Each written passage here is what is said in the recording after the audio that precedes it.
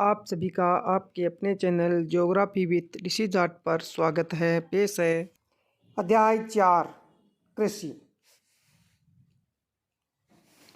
जानने योग्य तथ्य तथा महत्वपूर्ण शब्दावली। भारत सबसे अधिक फलों और सब्जियों का उत्पादन करता है। रोपण कृषि में एक लंबे चौड़े भूखंड पर एक ही फसल बोई जाती है। भारत में चाय, कॉफी, रबड़, गन्ना, केला इत्यादि मुख्य रोपण फसलें हैं। भारत में मुख्य रूप से चावल, गेहूं, मोटे अनाज, दालें, दलहन, चाय, कॉफी, गन्ना, तिलहन, कपास, जूट इत्यादि फसलें उगाई जाती है।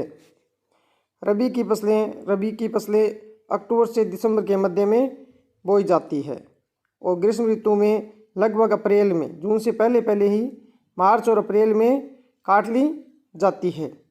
गेहूं, जौ, चना और सरसों आदि मुख्य रबी की फसलें हैं। खरीफ फसलें देश के विभिन्न क्षेत्रों में मानसून के आगमन के साथ जून जुलाई में बोई जाती है और सितंबर अक्टूबर में काट ली जाती है। खरीफ ऋतु की मुख्य फसलें चावल, मक्का, ज्वार, बाजरा, अरहर, मूंग, उड़द, कपास, जूट, मूंगफली और सोयाबीन हैं।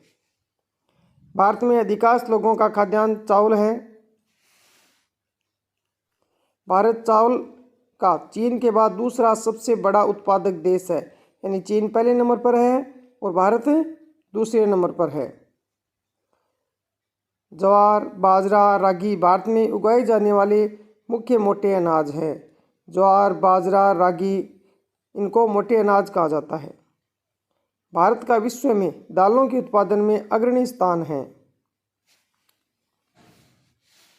भूमि को जोतने, बोने, फसलें उगाने और पशुओं को पालने की कला को कृषि कहते हैं।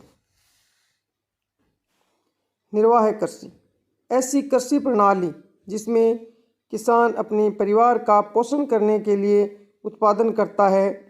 इसमें परंपरागत कृषि उपकरणों तथा तरीकों का प्रयोग किया जाता है, यानी अपने परिवार के पालन पोषण के लिए जो खेती की जाती है। खेती में जो होता है वो सबसे पहले परिवार के काम आता है, इसलिए इसे निर्वाह कृषि कहते हैं। गहन कृषि इस पद्धति में अधिक उत्पादन के उद्देश्य से अधिक पूंजी निवेश, आधुनिक उपकरणों, कीटनाशकों, उर्वरकों आदि का प्रयोग किया जाता है। रोपण कृषि एक प्रकार की वाणिज्यिक कृषि जिसमें विस्तृत क्षेत्र में एकल फसल बोई जाती है। इससे अत्यधिक पूंजी निवेश व श्रम का प्रयोग होता है। सस्यावर्तन भूमि की उत्पादन क्षमता बढ़ाने के लिए भूमि के किसी टुकड़े पर फसलें बदल बदल कर बोना सस्यावर्तन कहलाता है। चकबंदी बिखरी हुई कृषि जोतों अथवा खेतों को एक साथ मिलाकर आर्थिक रूप से लाभप्रद बनाना चकबंदी कहलाता है। हरित क्रांति कृषि क्षेत्र में अधिक उपज वाले बीजों का प्रयोग, आधुनिक तकनीक, अच्छी खाद, उर्वरकों का प्रयोग करने से कुछ फसलों विशेषकर गेहूं के उत्पादन में क्रांतिकारी वृद्धि को हरित क्रांति कहते हैं। ये 1970 के दशक में इसकी शुरुआत होती है। श्वेत क्रांति दूध उत्पादन में वृद्धि के लिए पशुओं की नस्लों को सुधारना, आधुनिक तकनीकों का प्रयोग श्वेत क्रांति कहलाती है। अति लघु उत्तरीय प्रश्न। पहला, भारत की 4 रबी तथा 4 खरीफ फसलों के नाम लिखो। उत्तर, रबी की फसलें गेहूं, चना, जौ, मटर, सरसों आदि। खरीफ की फसलें चना, मक्का, ज्वार, बाजरा, अरहर, मूंग आदि। प्रश्न 2, रोपण कृषि की 2 विशेषताएं लिखो। उत्तर, रोपण कृषि व्यापक क्षेत्र में की जाती है। अधिक पूंजी और अधिक श्रम की आवश्यकता होती है। प्रश्न 3, दलहन और तिलहन फसलों के 4 उदाहरण लिखो। उत्तर, दलहन के उदाहरण अरहर, मूंग, उड़द, मटर, चना, मसूर आदि। तिलहन के उदाहरण मूंगफली, सरसों, अलसी, तिल, सोयाबीन आदि।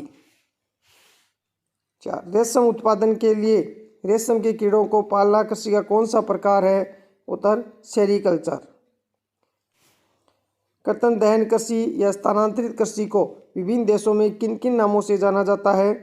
उत्तर, मेक्सिको तथा मध्य अफ्रीका में इसे मिल्पा, वेनेजुएला में कोनुको, ब्राज़ील में रोका, इंडोनेशिया में लद्दाख, वियतनाम में रे, मध्य अफ्रीका में मसोले और श्रीलंका में चेन्ना और भारत में झूम। 6. जीविका निर्वाह कृषि की 2 विशेषताएं लिखो। उत्तर। पहली विशेषता, भूमि के छोटे टुकड़ों पर परंपरागत रूप से कृषि करना।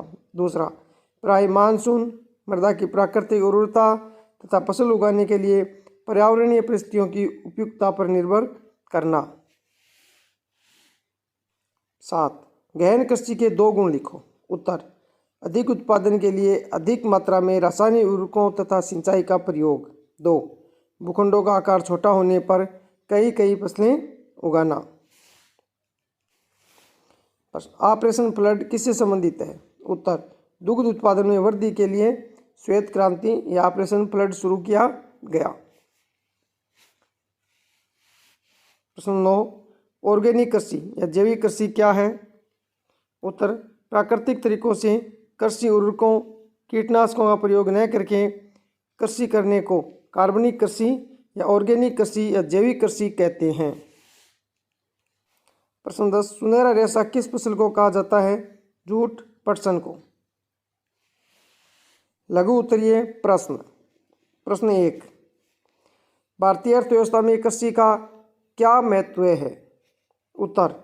2/3 जनसंख्या कृषि कार्यों में संलग्न है, यानी भारत की आधी से ज़्यादा आबादी कृषि कार्यों में संलग्न है। 2/3 में से 2 हिस्से कृषि कार्य में आज भी प्रत्यक्ष अप्रत्यक्ष रूप से संलग्न है। दूसरा, कृषि एक प्राथमिक क्रिया है। दूसरा, विभिन्न उद्योगों के लिए कच्चा माल उपलब्ध कराती है। कृषि विभिन्न उद्योगों को कच्चा माल उपलब्ध कराती है। 4, भारत की प्राचीन आर्थिक क्रिया। भारत की कृषि सबसे प्राचीन आर्थिक क्रिया है। 4, भारत की प्राचीन आर्थिक क्रियाएं। कृषि भारत की प्राचीन आर्थिक क्रियाएं हैं। 5, पिछले कुछ शताब्दियों में कृषि कार्यों में क्रांतिकारी परिवर्तन हुए हैं। प्रश्न 2, सरकार द्वारा किसानों के हित में किए गए संस्थागत सुधारों के बारे में लिखो। उत्तर। पहला है फसलों की बीमा की सुविधा देना, फसल बीमा शुरू करना। दूसरा, सहकारी बैंकों का विकास कर किसानों को ऋण सुविधाएं उपलब्ध कराना। तीसरा, फसलों के समर्थन मूल्य का उचित निर्धारण करने प्रोत्साहित करना। चौथा, मौसम संबंधी सूचनाओं को समय समय पर प्रसारित करना, इससे किसान समय पर बुआई कर सके, छिड़काव कर सके आदि। कृषि संबंधी नवीन तकनीक, औजारों, उर्वरकों आदि से संबंधित कार्यक्रम रेडियो तथा दूरदर्शन पर प्रसारित करना।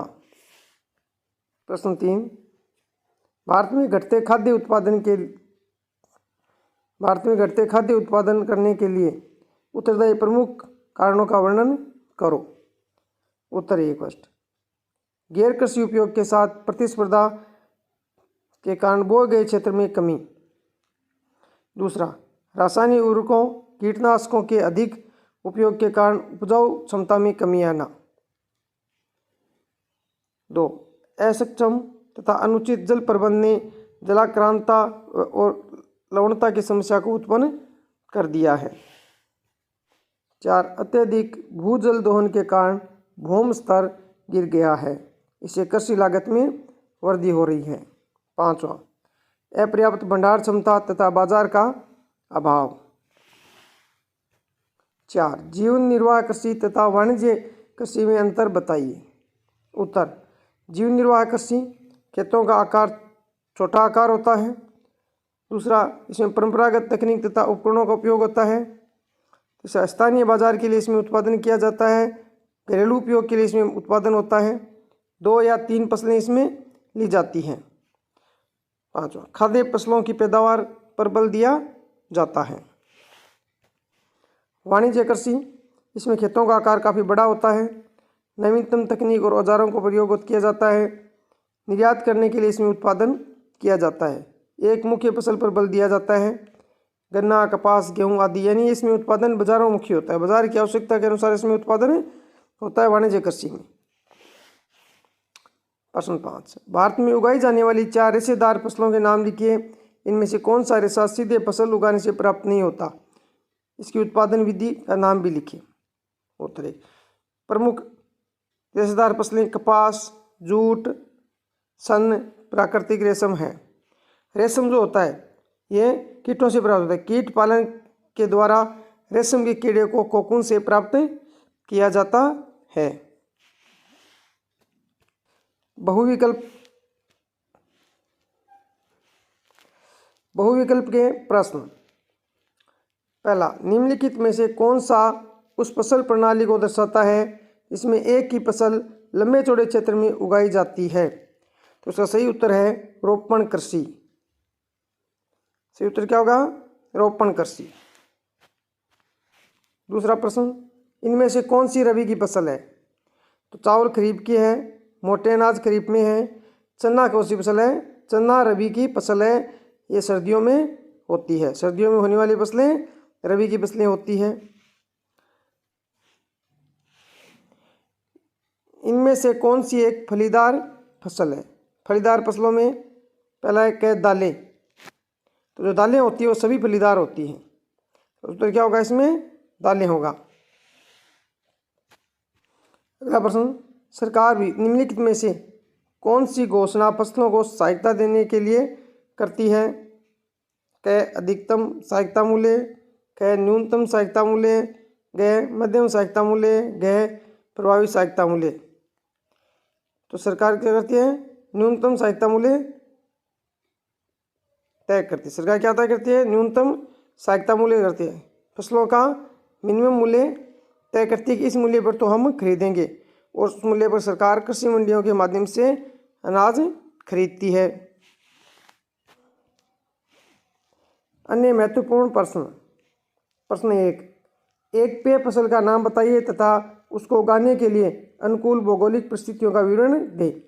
उत्तर, चाय एक महत्वपूर्ण पेय पदार्थ फसल है। चाय का पौधा उष्ण और उपोष्ण कटिबंधीय जलवायु, ह्यूमस और जीवांश युक्त गहरी मिट्टी, सुगम जल निकास वाले ढलवां क्षेत्रों में उगाया जाता है। यानी इसकी खेती पहाड़ी ढलानों पर होती है जहाँ पानी इनकी जड़ों में नहीं ठहरना चाहिए। चाय की खेती के लिए वर्ष भर उष्ण, नम और पाला रहित जलवायु की आवश्यकता होती है। वर्ष भर समान रूप से होने वाली वर्षा इसके लिए कोमल पत्तियों के विकास में सहायक होती है। भारत विश्व का अग्रणी चाय उत्पादक देश है। सरकार द्वारा किसानों के हित में किए गए संस्थागत सुधार कार्यक्रमों की सूची बनाइए। उत्तर, सरकार द्वारा किसानों के हित में किए गए संस्थागत सुधार कार्यक्रम निम्नलिखित है। पहला, जोतों की चकबंदी, खेतों की चकबंदी करना। दूसरा, जमींदारी प्रथा की समाप्ति। तीसरा, अधिक उपज देने वाले बीजों के द्वारा हरित क्रांति।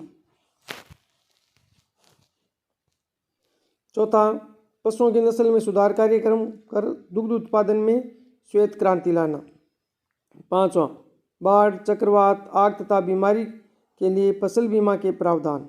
छठा, किसानों को कम दर पर ऋण दिलाने के लिए ग्रामीण बैंकों, सहकारी समितियों और बैंकों की स्थापना की गई तथा किसानों को किसान क्रेडिट कार्ड जारी किए गए। सातवां, किसानों के लाभ के लिए किसान क्रेडिट कार्ड और व्यक्तिगत दुर्घटना बीमा योजना शुरू की गई। आठवां, आकाशवाणी और दूरदर्शन पर विशेष किसान कार्यक्रम प्रसारित किए गए। 9, किसानों को दलालों के शोषण से बचाने के लिए न्यूनतम सहायता मूल्य की घोषणा सरकार करती है। 10वां, कुछ महत्वपूर्ण फसलों के लाभदायक खरीद मूल्यों की घोषणा भी सरकार करती है। अगला प्रश्न, भारतीय कृषि पर वैश्वीकरण के प्रभाव पर टिप्पणी लिखो। उत्तर, वैश्वीकरण से हमारा तात्पर्य है कि विश्व के अनेक देशों का आर्थिक, राजनीतिक, सामाजिक एवं सांस्कृतिक क्षेत्र में एक दूसरे के निकट आ जाना।